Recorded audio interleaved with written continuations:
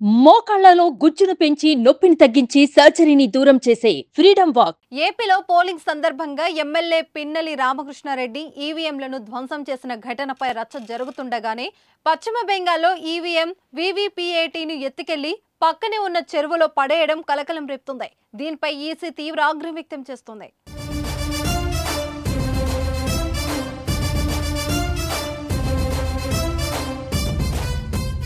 ప్రస్తుతం దేశవ్యాప్తంగా లోక్సభ ఎన్నికలకు చివరి దశ పోలింగ్ కొనసాగుతుంది. ఈ రోజు ఉదయం 7 గంటల నుంచి పోలింగ్ ప్రారంభమైంది.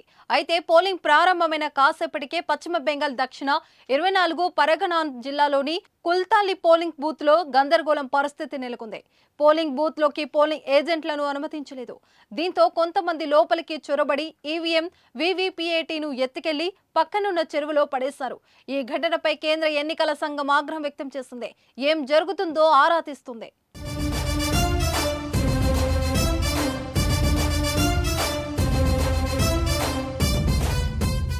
చివరి దశలో శనివారం మొత్తం 8 రాష్ట్రాల్లోని 57 నియోజకవర్గాల్లో పోలింగ్ జరుగుతుంది. ఉత్తరప్రదేశ్, పంజాబ్ లో 13 చొప్పున స్థానాలు, పశ్చిమ బెంగాల్లో 9, బీహార్ 8, ఒడిశా 6, హిమాచల్ ప్రదేశ్ 4, జార్ఖండ్ 3, కేంద్రపాలిత ప్రాంతం ఛత్తీస్గఢ్లోని ఒక చోట పోలింగ్ కొనసాగుతుంది. ప్రస్తుతం జరుగుతున్న పోలింగ్ స్థానాల్లో 5 స్థానాలు అందరినీ ఆకర్షిస్తున్నాయి. ఇందులో మొదటి వారణాసి. ఇక్కడ ప్రధాని మోదీ బరిలో ఉన్నారు. బాలీవుడ్ క్వీన్ కంగనా రనౌత్ బరిలో నిలిచిన మండి నియోజకవర్గంలో కూడా నేడు పోలింగ్ కొనసాగుతుంది. ఇక్కడి నుంచి ఆ పార్టీ తరపున రాజకుటుంబానికి చెందిన విక్రమాదిత్య సింగ్ పోటీలో ఉన్నారు. ఆయన మాజీ CM Veerabhadra Singh, Himachal Pradesh PCC chief Pratibha Devi Singh దంపతుల కుమారుడు.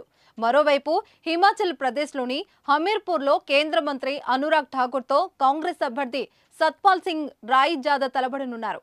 అదేవిధంగా ఉత్తరప్రదేశ్ గోరఖ్పూర్లో నటీనటుల మధ్య పోటీ నెలకొంది.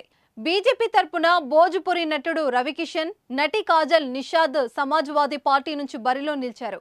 ఓటింగ్ సాయంత్రం 6 గంటలకు ముగియనుంది.